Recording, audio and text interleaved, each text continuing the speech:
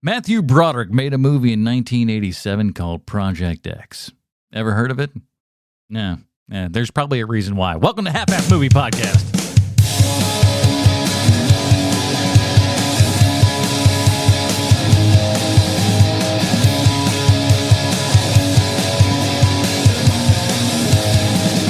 Ladies and gentlemen, welcome back to Half-Ass Movie Podcast. The show where you put together a half-ass theme as an excuse to watch movies. My name is Adam Porters. Joining me today, I'd pay good money to see him kiss a monkey on the lips. Sweet Sean Zakovacs from the internet. Never gonna happen, Portress.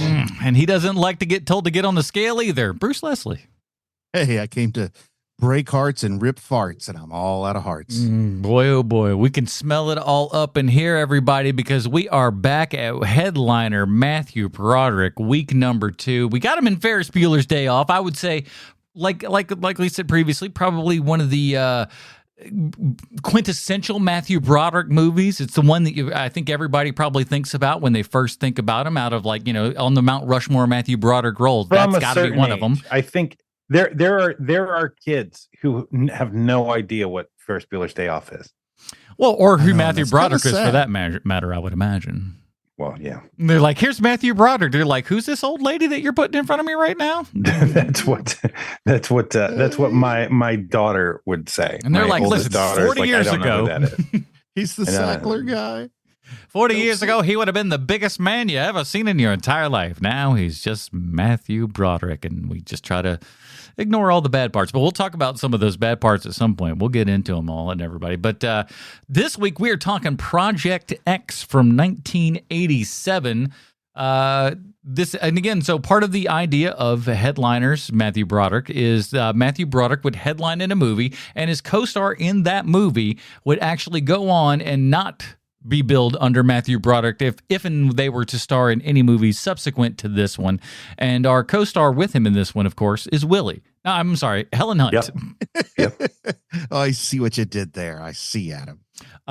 So yeah, Matthew Broderick, we're not too far off from Ferris here, so it feels like we're still kind of in Ferris land a little, yeah? I think that this is the like blank check for him, where what movie do you want to work on next, Mr. Broderick? And he probably picked this because 1987, you have no idea who anyone else is in this movie. And that's probably a good thing, because there was no way this movie was going to make money. There's no way. You're telling me that people aren't lining up to see the chimp movie? There's no way. Because I would guess that word of mouth from like the preview screenings, you get those critic screenings. Mm-hmm. You're going to learn real fast. Oh, this isn't a funny one. Like, this isn't a fun movie.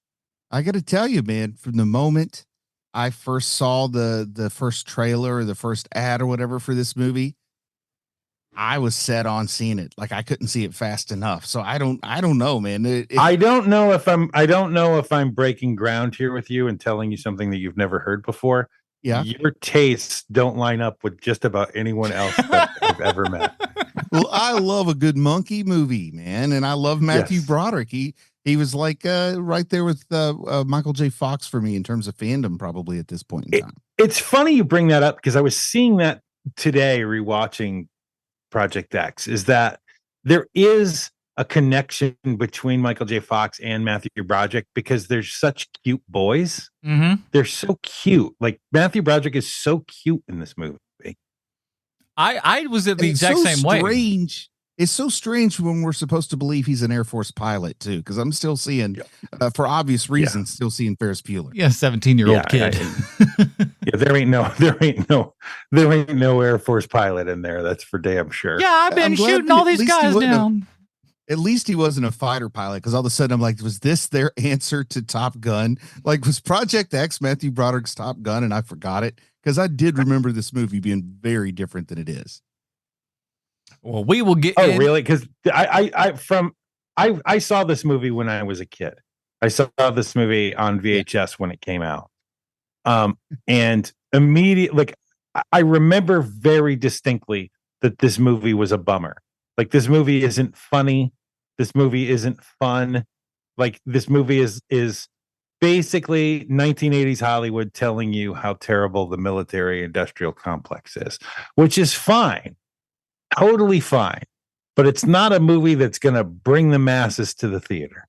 I love the concept because this is the 80s in a nutshell. A movie is made sort of chastising the exploitation of animals, and in the process exploits animals making the movie. That is the 80s, man. That's 80s Hollywood. Yeah. And when I see this, I'm just so overwhelmed with like the escapism I had as a child. You know, you saw this as a kid on VHS. I think I saw this for the first time at a campground. Like they would do movies at night where they break out like the old, the 8mm projector and pop up the print, and you'd watch it like on a bed sheet kind of thing.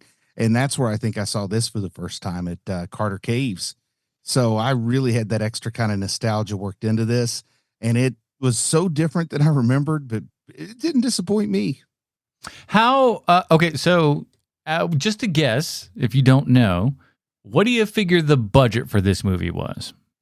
I'd say I don't know it. I'm going to say this was big budget for then. Mm-hmm. I'm going to say in the 10 to 20 range. Okay, very good, because it's actually $18 million was the budget for this movie, which is wild. Wild.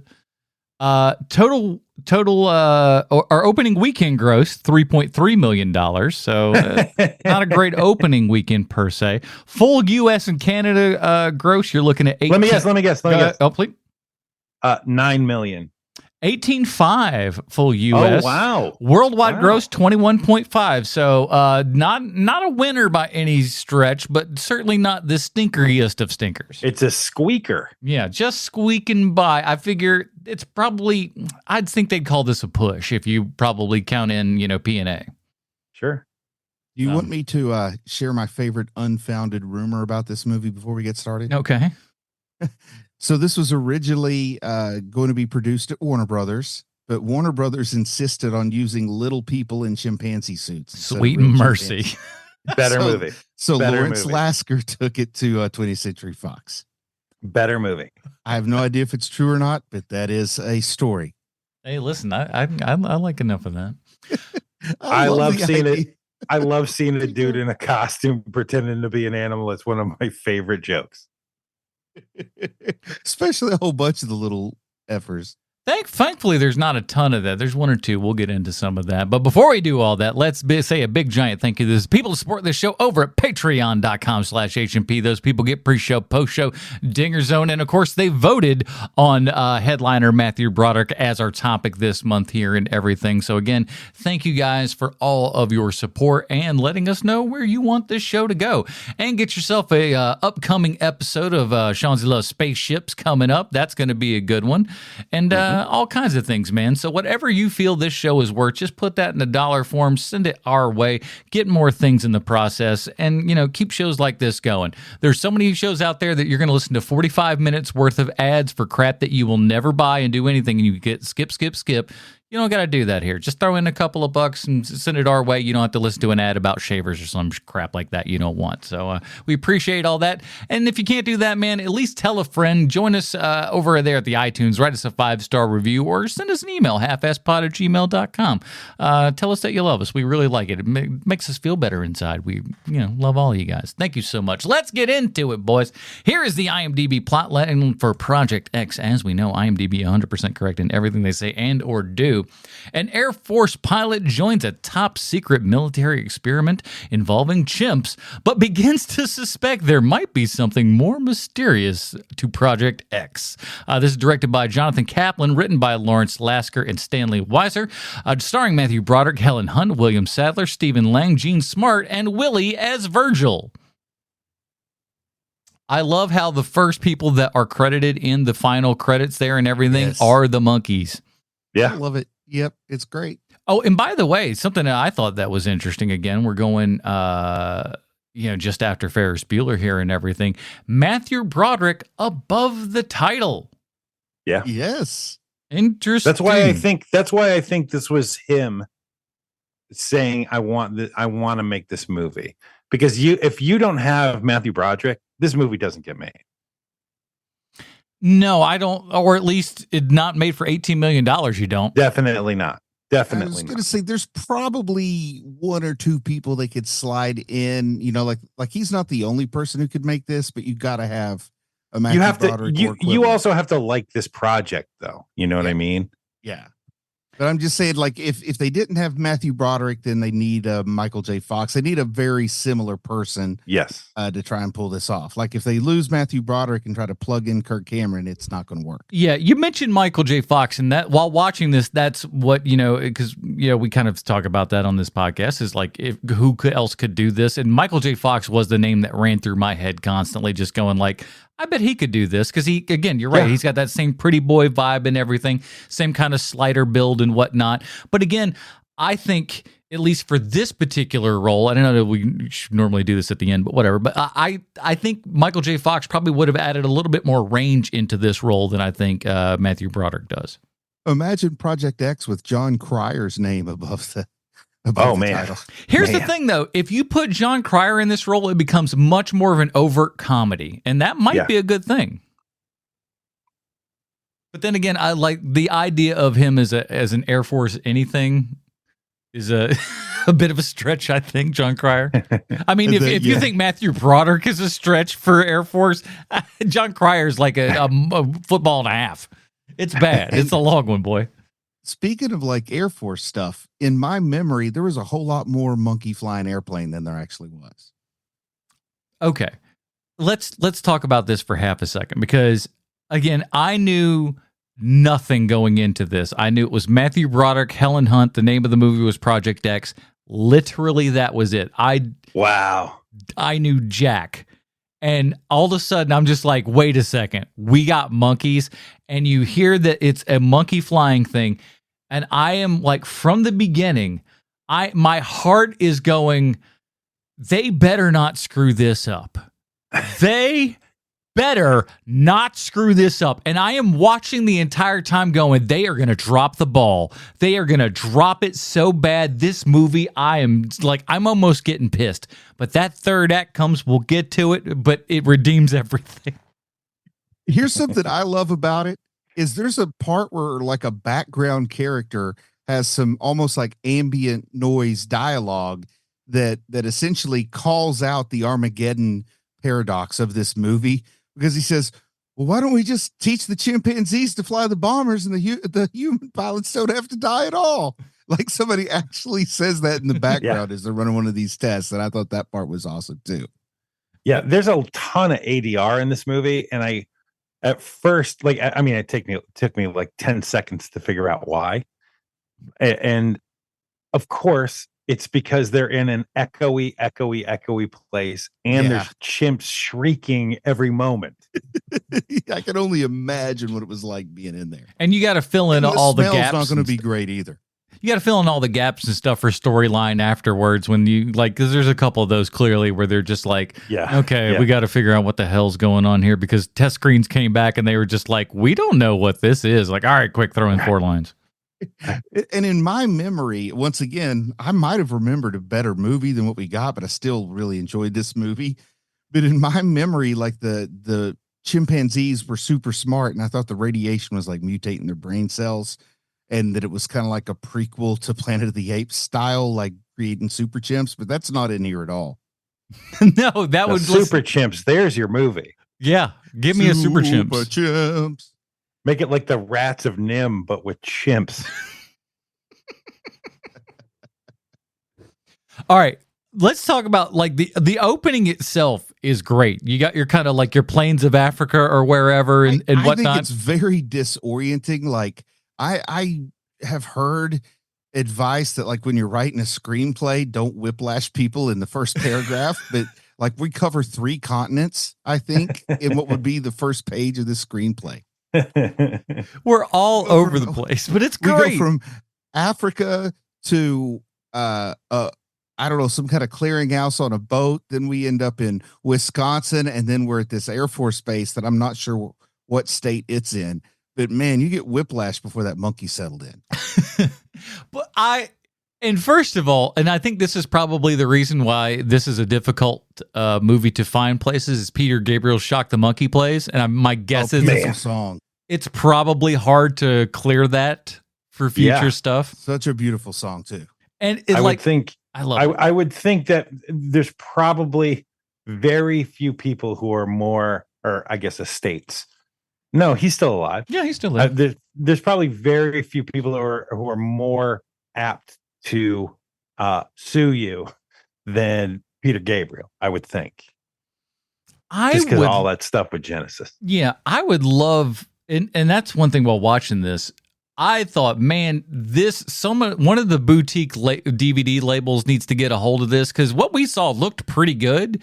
I think if they went back to a film source, this movie could look amazingly good. It's shot by Dean Cundy, for heaven's sake, so that's why it looks great. as good as it does. You sent us, I thought was good. Yeah, but a real good scan of that. I'm sitting there going like, this movie could look fantastic if they've got the material to kind of redo it there and everything. And somebody should. I'm gonna guess once Dean Cundy is no longer with us is probably when that starts happening with all his movies. No, and I mean I think he'd be fine on any of that stuff.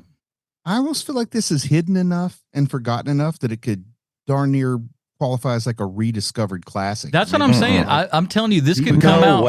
No way. I promise you. This movie is too much of a bummer.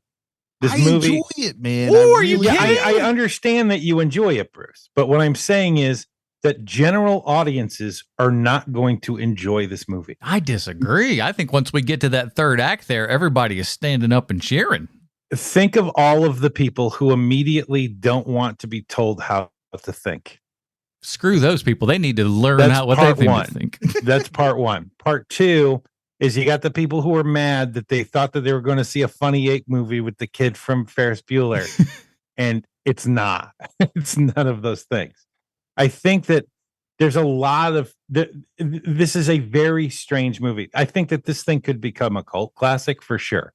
But getting to a point where it's like Escape from New York level, that's never going to No, it's not going to get to like Escape from New York level, but I can just see it having little TikTok fandom, a little bit of like the rediscovered, forgotten kind of classic. I will say this. Knowing what I know about like boutique DVD labels and stuff like that, and some of the stuff that they put out comparatively, this is gold. This will be gold and I think honestly would sell and would be a thing that I think people could come back and go, oh, this is actually a lot of fun. And it is. This movie is a lot of fun. And I was you had Chekhov's monkey flying the whole time, and when we finally get it, like I'm cheering, like it's like it got the reaction this dumb movie was supposed to. I'm not going to tell you that I don't like this movie. I like this movie just fine. It's just the level that you guys are praising this movie to, I don't think is what this movie is. I think it's the reason why it's been forgotten is for that very reason. Yeah, well, you're not wrong in as much as like there's no like super through point. Is like it's not funny enough, it's not dramatic enough, it's neither quite one of those things, so it doesn't quite fall into a particular itemized category. You can't be like, oh well, this is a kind of a romantic comedy with him and Helen Hunt and we got like an ape involved in that. It's not that, but it's not a dramatic one per se. It is a little bit, but like it's not enough dramatic stuff to, it's not drama. It's not drama enough to be a drama. It's not comedy enough to be a comedy. You think anybody ever? No, go ahead, Bruce. You think anybody ever watched this under the misunderstanding it had something to do with Wolverine with a name like Project X? I mean, like, listen, as far as I was concerned, it could have been young Wolverine. But man, you talk about the worst casting ever. Matthew Broderick is Wolverine in 1999, no less. I don't believe in Beatles. I just believe in me. Of course, he would say that. He was the walrus. Look at you. I'm Logan. Please call me Patch. So, the other part to this too, because here's another thing that's going to shut off half of your audience. The people who are still there is you're murdering monkeys by irradiating them at the about the halfway mark of this movie. There are people who are not going any further once you hit that moment. I will tell you today that Lindsay came in to the room and was like, oh my God, what are you watching? I was like, you cannot watch this movie. And she was like, I'm not going to say anything. I was like, that's not what I'm telling. What I'm telling you is that things are happening to the monkeys in this movie that are not going to, you are not going to be able to take it. Sometimes a child's mind will deal with trauma by blocking out the actual memory with the false memory. And I really think that because it was pretty horrific to see the monkeys get radiated to death, that my mind created the better alternative story that they became super monkeys. Like, I honestly think that's why I had that false memory. Probably. Pretty traumatizing for a kid who's pro primate. That's a rough thing to watch. Sure. I will say this, though, like the way that they show it and everything with the monkey kind of staring back, it's very powerful. Yes, it is. Really works. And like, so at least to that degree, it's not at all really making fun of the situation or anything like that. It is like, again, when it's going in the slow-mo and like the monkey's just like staring right back at him, it's just like, that's some powerful shit coming out of a monkey, man. It's good stuff. Yeah. But I also think, again, we're in the 80s and stuff, and in the 80s, we could do things to traumatize kids. And frankly, I thought, let's look back at it. I think it did good stuff for us. Like seeing, Artex die in, Never Ending Story, it helps develop you as a child, Like there's things like that just like some of these things that you've got to, ET's got to die for a little bit or be on the edge of it and everything. It's, that needs you, but it brings you back at the end. And like I said, I think the third act brings you back enough, and at the end that it makes nothing pay off. Helps you. Nothing helps you know who you are quicker than a gremlin dressed as a sexy chick with lipstick on. I mean, you see that and you really start to understand who you are as a person. It's true. But there's also like a little element of that in this as well, with kind of Gremlins-esque, but obviously they're real apes. Got Gremlins-y in my opinion when the smart monkey started leading them to like create some chaos. I did have that gremlin feeling. But you got all your like little, like your one guy, Goofy, there in the cage where he's finally, sees the key and devises a way to go and get it and everything. And like that's just stupid crap is fun. And like, and again, for a PG film that's aimed at kids and everything, that's right up the right alley. I think I would have liked this if I was like 8-9 years old. All right, I definitely did. I mean, I was a little bit older than that when it came out, but I enjoyed it. Let me ask you this. Mm-hmm. Do they, with the Goliath monkey, do they still, if they were going to make this movie now, which they never would, they would never, ever make this movie now. No. But if they let's say somebody with a lot of money who's dumb is like, let's remake Project X. There's no way they have that monkey smoking cigarettes, right? There's no way they have Matthew Broderick smoking cigarettes. I'm with you on that. I just like how they're smoking cigarettes in like medical facilities. In a medical facility. Yeah. Yes. And it's not even like, it's a fair amount of smoking in a medical facility. Yeah.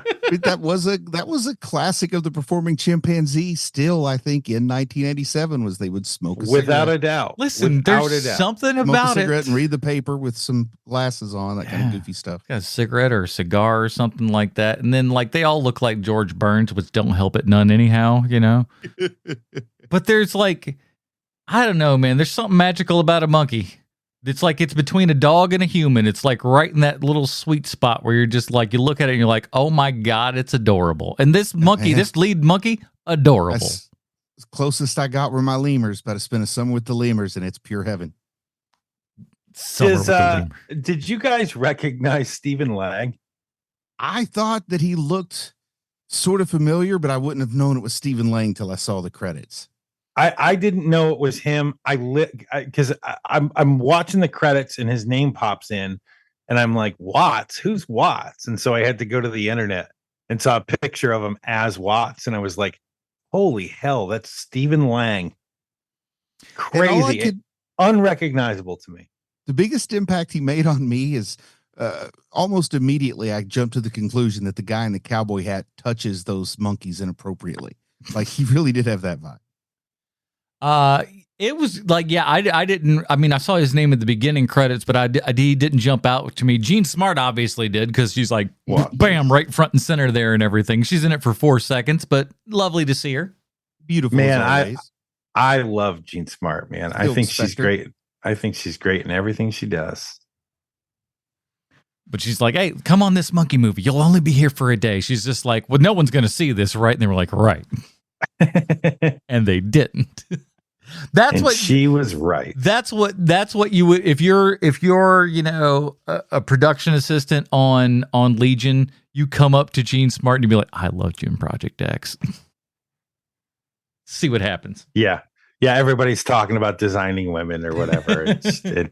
You come in with a Project X off the top rope, you're gonna do okay. She just goes, you know what? Project X was like, it was a fun time. We had a really blast on that set. And she starts going off on her one day. You remember she was in the Watchmen thing on HBO too, right? Yeah. And She's she had that what I will call that very large marital aid that she pulled out of a bag. Oh, right. I forgot about that. Its nickname was Project X. Project Bluebeam for sure. My word. Helen Hunt is kind of a, like I said, so in the whole headliner Matthew Broderick series, the next person in the cast here who's going to go on to big fame and fortune after this is Helen Hunt. And I like the idea that Matthew Broderick was a big fan of trancers, and that's how she got this role. How is Helen Hunt in this movie? She's fine. I mean, like she's doing anything. Helen Hunt, man. You cast Helen Hunt, you're gonna get Helen Hunt, and Helen Hunt is very pleasant, but very much the same. She is very Helen Hunty.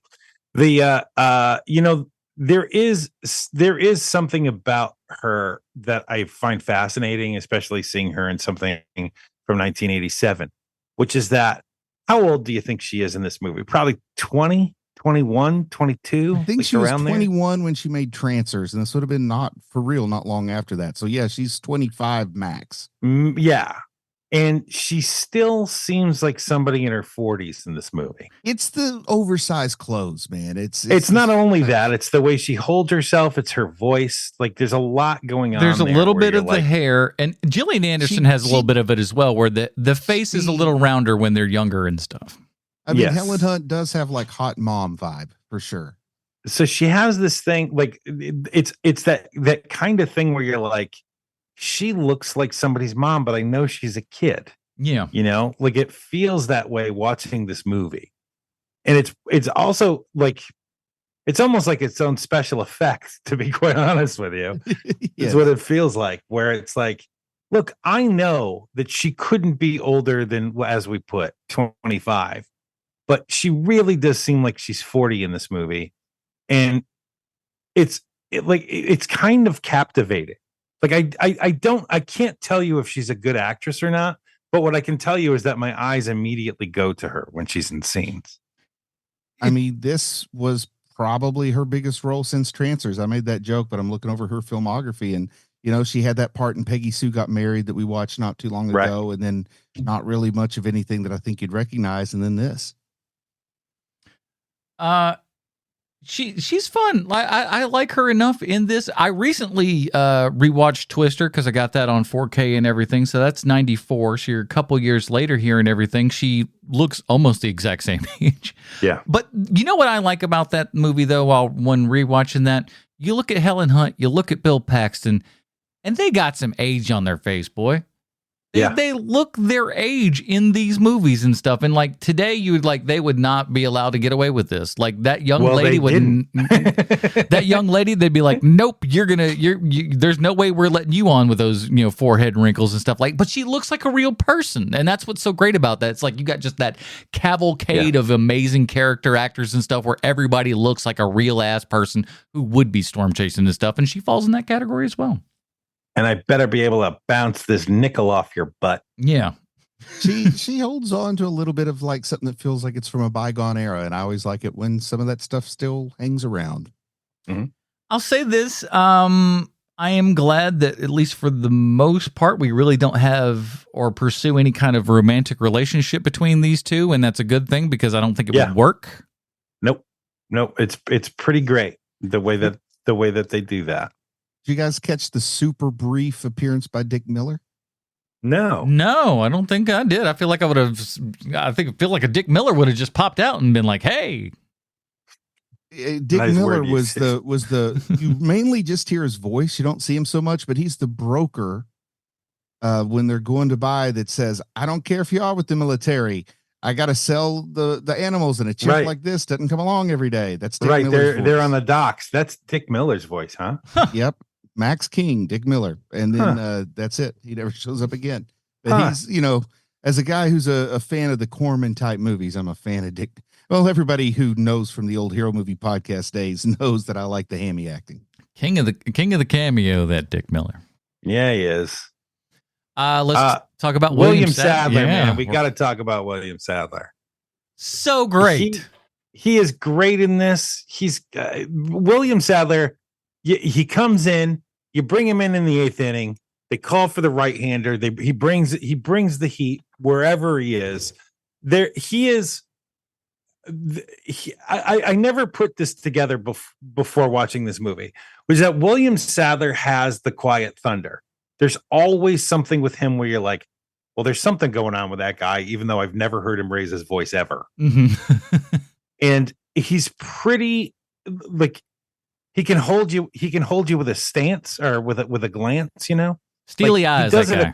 He does it a couple of times to Broderick in this movie, or his character does, where you're just like, this guy is bringing heat, and he's barely in this movie, but he's just so great. He's not in a monkey movie. No. You know? And another thing that adds the contrast is, in my mind, he's, from Bill and Ted's Bogus Journey. That's kind of all I know him from. So that's like 2 reasons I should be expecting him to act silly. He's in a monkey movie. He's Death from Bogus Journey, but he's saying, I'm going to play this as if this is my action debut. This is Hunt for Red October to me. The first time I ever noticed William Sadler is Die Hard 2. Because he's one of the bad guys in Die Hard 2. Oh, right. Yeah. Yeah, and if you want to see what that guy's butt looks like, Die Hard 2 is the perfect way to see that. You have a timestamp. You got to go to Mr. Skin, but I'll bet you money he got it.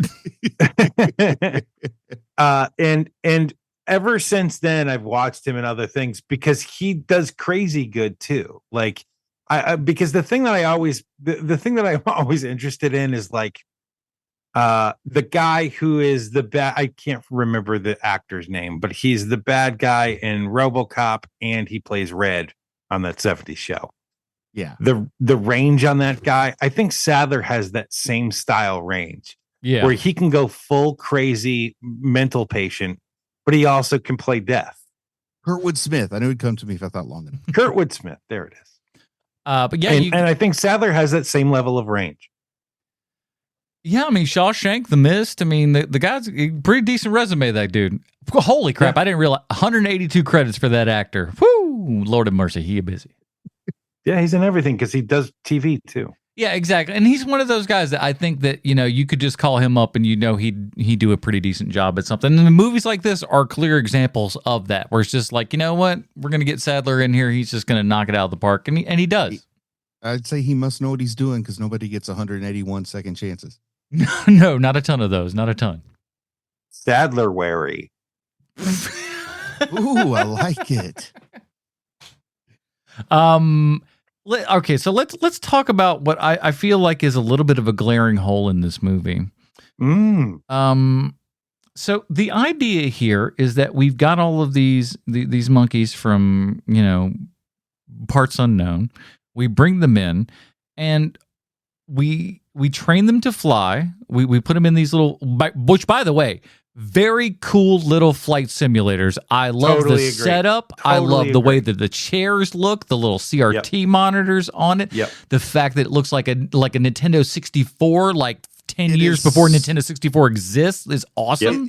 It's just so dripping with a certain kind of retrofuturism that labels the 80s as much as other stuff does the 60s or 70s. So very cool looking. It made me miss the feeling of awe I would have looking at that stuff when I was young. Like, I wish I could crank back that innocent impression that I could have from that kind of simple stuff.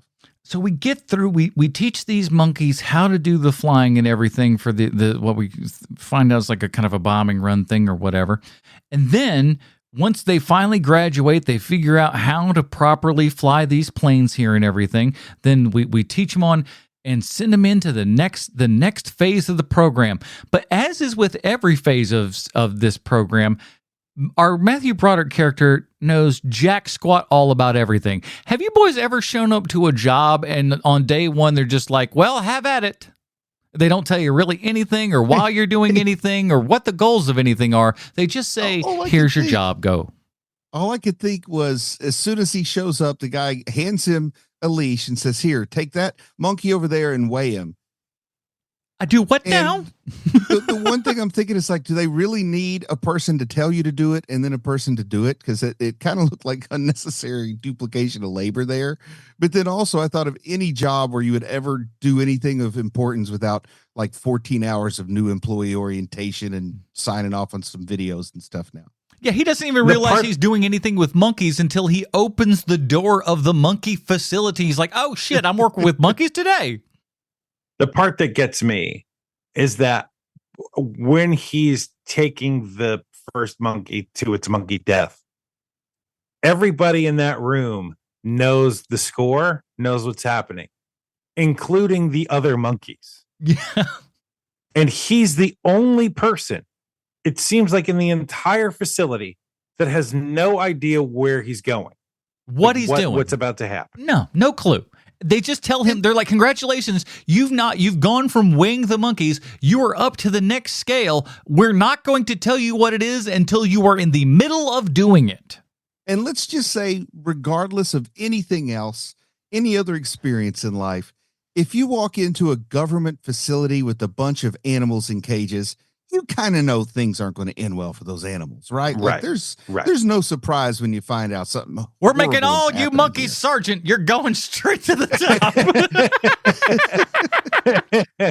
So I couldn't imagine what he thought he was getting into. You know what I mean? As soon as you walk in to a government run facility with monkeys, you're like, oh, they're either killing those monkeys or sticking stuff up their butt. There's no in between. I do like that. That's the diagnosis for him. Is called you stole a plane and made out with a girl drinking champagne and stuff, and your penance is you're going to the monkey test flight facility. Well, that's because they do tell you why that happens in the movie. I mean, there is a explanation for it. It's because the guy knew his dad. Yeah. And he didn't want him to get kicked out of the Air Force. But I love conceits like that. Anytime there's just like, listen, I would kick you off this thing here, but your father's a good man, a hell of a guy. And you know what? It is just on account of him that we're gonna do you this one favor, and we're gonna send you off to Monkey Island. And he didn't even know it's Monkey Island till he gets there. That's the best part. No clue. The part I don't understand is that you got the monkeys in the cages, right? And you got basically a wall of cages. Mm-hmm. Why are there monkeys so high up that you can't get the cage? You can't get to the cage with your by reaching just yourself. You got to get a ladder. That would never happen ever. That would never happen ever.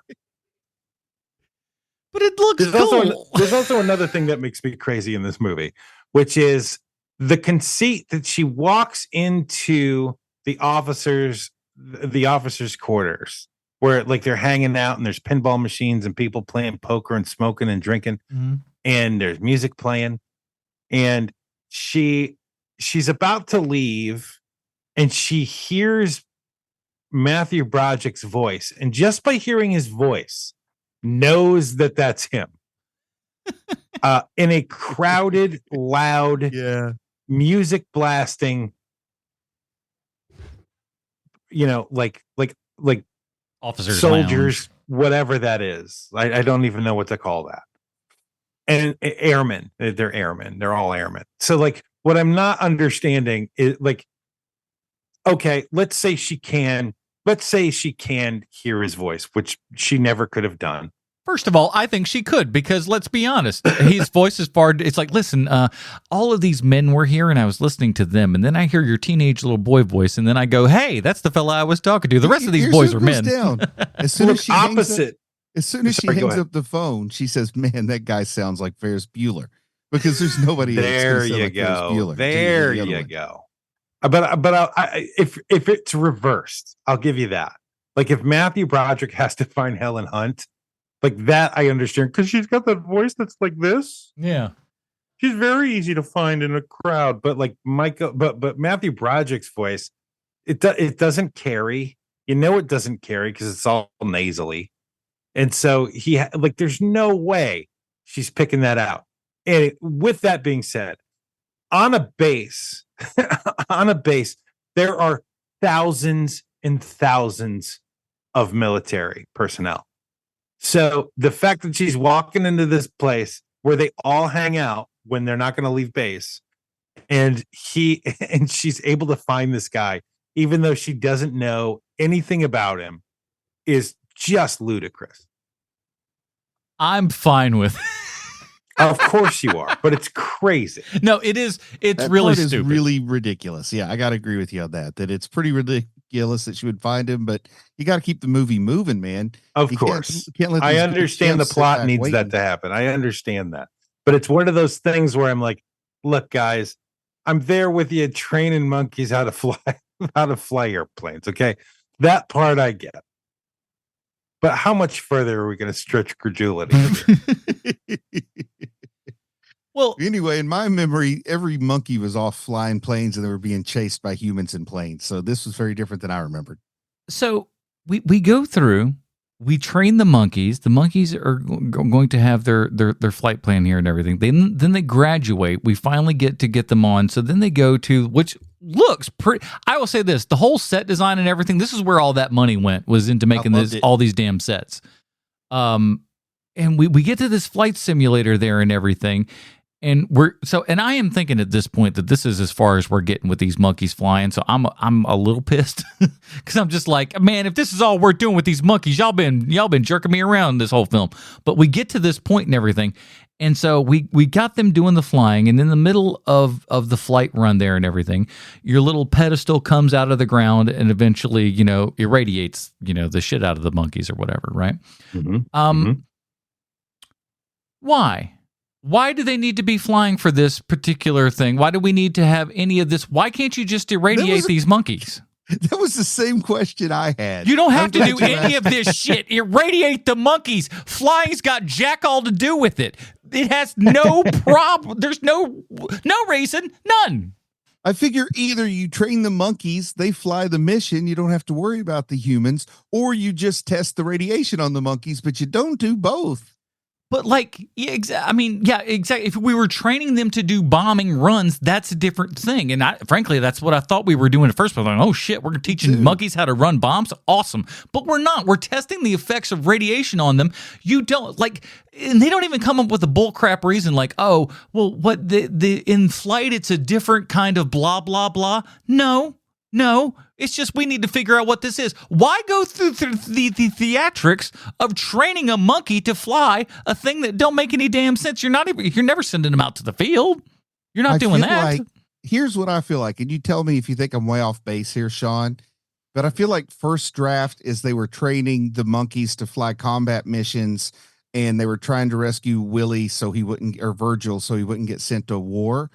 And they said, no, those stakes aren't high enough. That's a little too far-fetched. So we're going to add in the radiation so the threat's more immediate, and it's not like going off to war.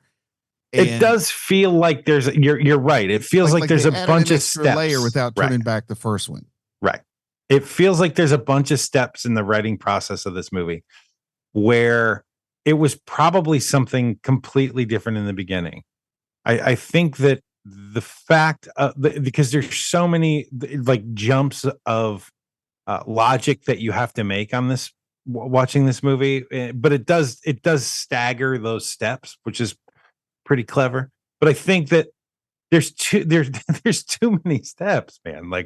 You got a simple movie where a cute boy is trying to save a cute monkey. Like that's literally what the movie is. Yeah.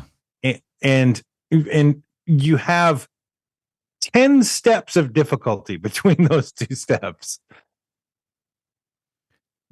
But you care about the monkey. They do a great job of giving you the monkey's kind of personality a little bit here and everything. And again, it's a super cute monkey, so you're doing yourself a lot of favors with that. He's adorable, and clearly the actors are having a good time with this monkey. That's a cute ass monkey, dude. If you couldn't ask for a better looking one. And I'll say this.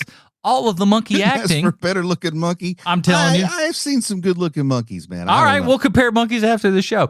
But that monkey is stunning. I think we can all agree that is a stunning monkey. And here's not for nothing, Dean Cundy catching all the light in these monkeys' eyes and stuff like that. Good stuff, dude. Awesome. It really looks great.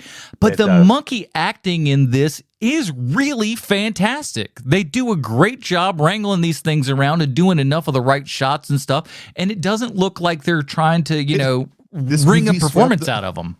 This movie swept the monkey Oscars. It does great at the Apies. But yeah, I was shocked. I was shocked at, like, number one, how much monkeys were in it, how good the acting of those monkeys were. I just, again, really, really shocked. And we were, because one of our Dinger Zone is all our top 5 favorite monkey movies and stuff like that. This one not on the radar, but, like, I gotta say, it's, as far as quality of monkey and the monkey amount that you get in this movie, you're hard pressed to find one that's going to be better. There is some really good monkey acting in this movie. I have to say that the other really kind of crazy thing about Virgil is I don't have nearly the love for monkeys that Bruce has. Like, I'm not saying that I dislike monkeys. If I'm fine. Me and monkeys are A-okay. But the thing that is really surprising about this movie is that I know who Virgil is. If I see all 6 monkeys out of their cages running around, I know which one is Virgil. Yeah. And that's pretty damn impressive.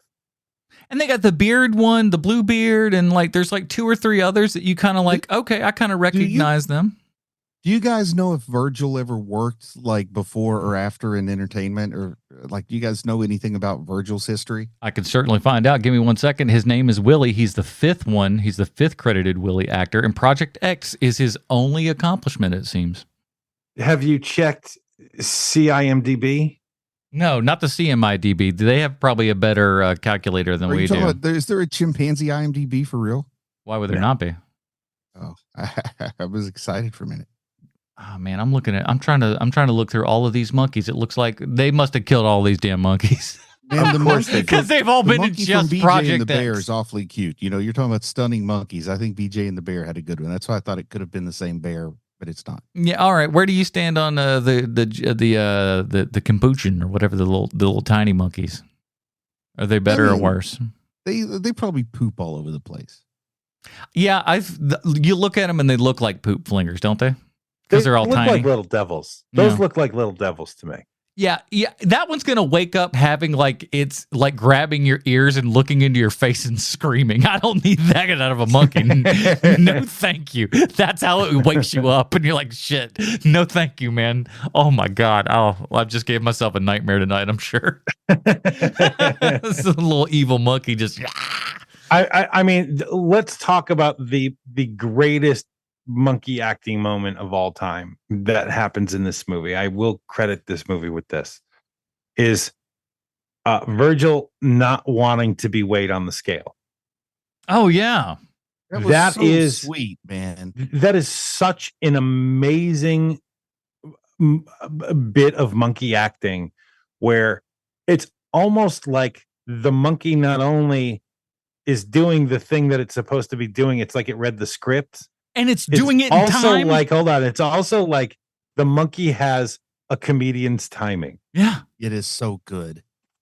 So good. And they're doing these things in medium wide shots and stuff. They're not sitting there and cheating a whole bunch of it either. There's no fake monkey leg. And as far as the timing goes, everybody knows that chimpanzees are nature's Henny Youngman. So we all understand that. But we finally get to the point where it all pays off. And because I was sitting there going, like, the first one, I'm like, oh my God, we're going to have, like, the second I learned that we're having monkeys flying, I'm like, this is going to be great. We're training monkeys to fly. And if we don't have monkeys, and I am like, when we get to the simulator, I'm like, shit, this is all they're going to do is they're just going to give us a simulator. And as it goes on, I'm like, they are going to give us monkeys in a plane. And I thought they were going to chicken out even at the last second. They had me. They had me like a small child because I was just like, oh man, they're not going to have this. And I was like, because even when they pull them out of the plane, it almost, because you don't see the monkeys in the back. So it made me think that they had like shot this in a different way or whatever. But no, then the monkeys are in the plane. I'm like, you did it. You sons of bitches. You did it. You made these monkeys fly this plane. It's the so whole good. movie in my memory was like monkeys flying a plane for at least 45 minutes of my memory. And I love how There's it's like not an even Indiana Jones style map of the plane. Exactly. just going across the country, stops in Newark. In my mind, it was totally like military jets trying to chase a monkey flying a Cessna. Like I remembered that being the like third act of this. I knew something was up. I didn't remember what happened to the plane at the end. I remembered them flying away at the end of the movie, but I didn't remember what happened to the plane. So when I see it this time, and I'm like, oh, when Broderick first hops in that plane, I'm like, oh, monkeys are gonna crash that plane. Like the second that I saw that plane show up, because it's so much older than the other planes that are on that tarmac. I was going to say that is clearly not an actual like military plane. They just dressed it to look like one because that was the only one they're allowed to fly. Right. And what military plane are you fitting 4 people up in like that? That doesn't have some sort of artillery or whatever on it. That's a fucking boat plane, man. What are you doing? I remember thinking though, the first thing that goes through my mind when they're climbing in is I don't believe they ever learned how to land. Like, yeah, they learned how to fly. Oh, I'm sitting there watching. I'm like, this is the Muhammad Atta of monkeys. Man, they're only learning how to fly and not land. They don't. They're like, hey, listen. They get to the middle of it. And they tell the monkey just to turn off the machine. They don't like. You're right. They don't land at all. They're just like, all right, good job. You took off and you're flying. Turn your machine off now. Yeah, you better. I'm going to teach them to land. Terrorists, I tell you. Yep. So bad, but yet so good. And we finally see them out and like, you know, and I think that's what they're like, listen, we have this as a crashed helicopter or plane rather. That's what we've got to use. And then they're just out in the, hey, congratulations. You're out in Burbank now, monkeys. So clearly not this. And definitely not the Serengeti there. But they did say the Everglades is where the plane went down. Oh, is that where it is, Everglades? They're going to get eaten by crocodiles.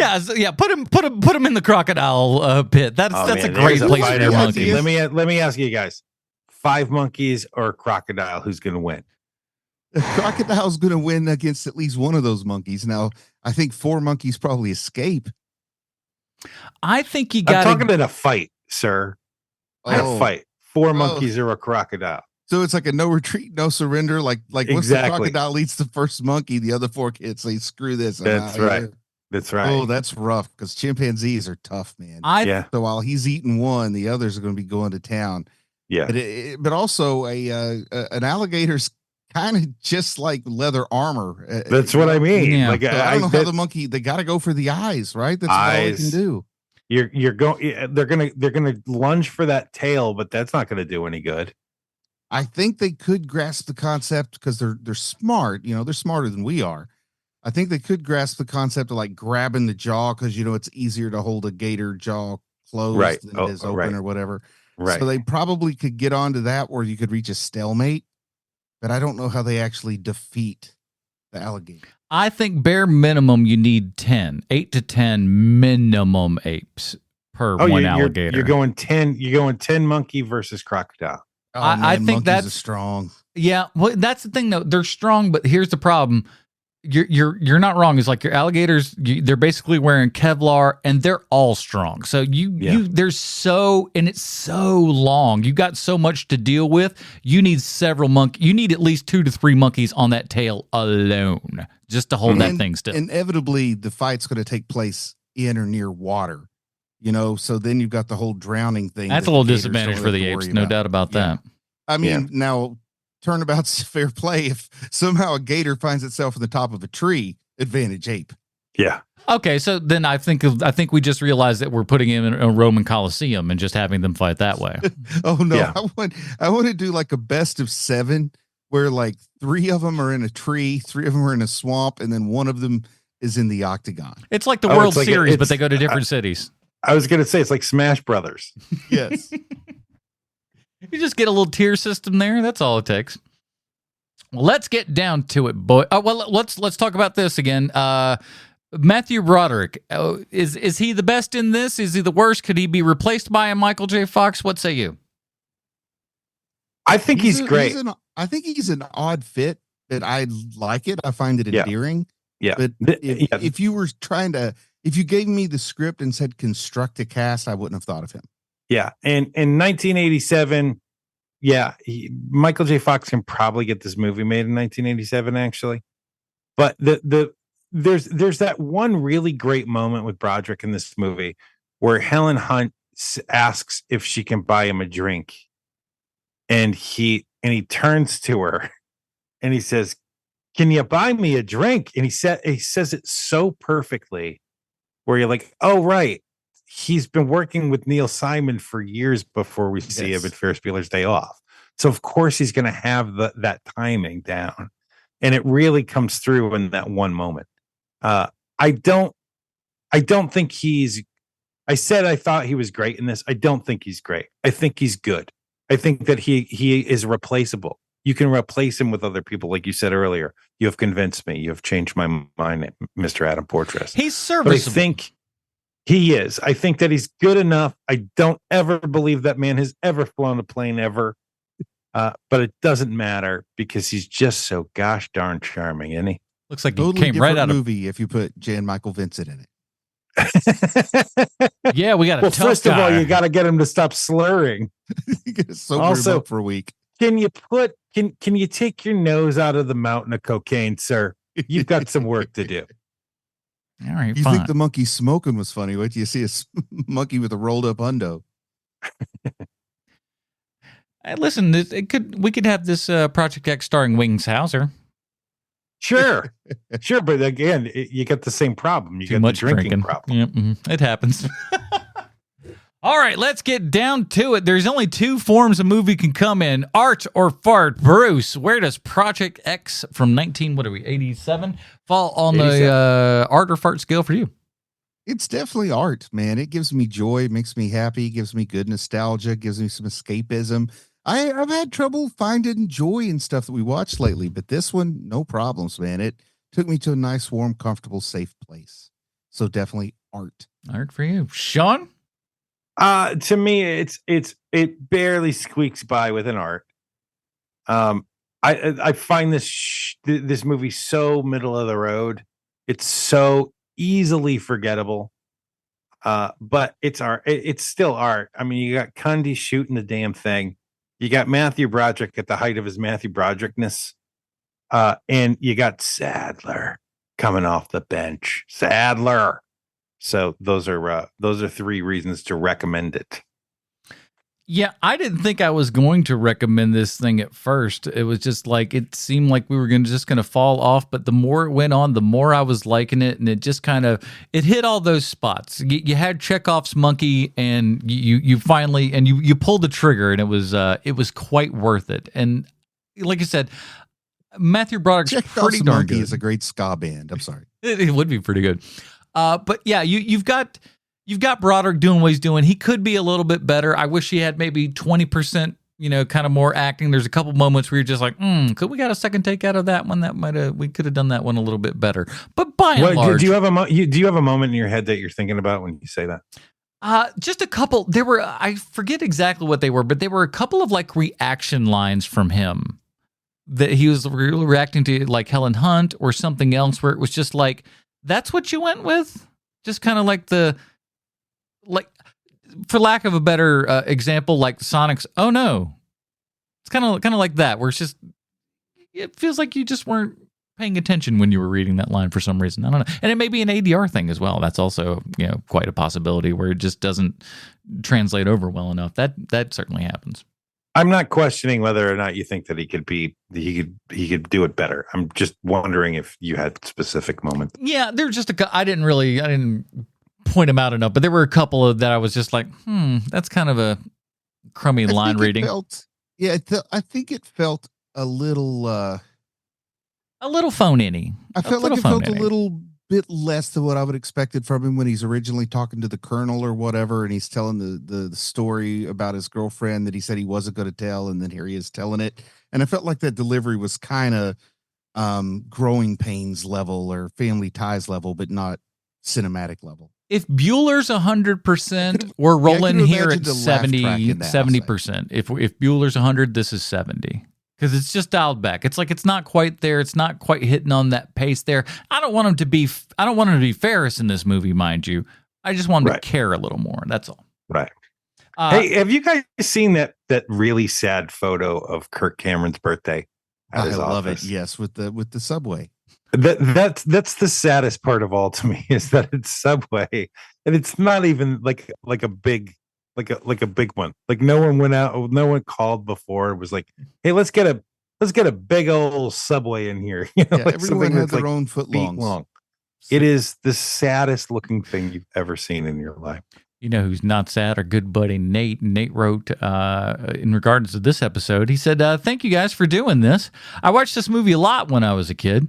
It was probably the next post-Ferris movie I saw with Broderick, and I'm pretty sure that's why I was interested.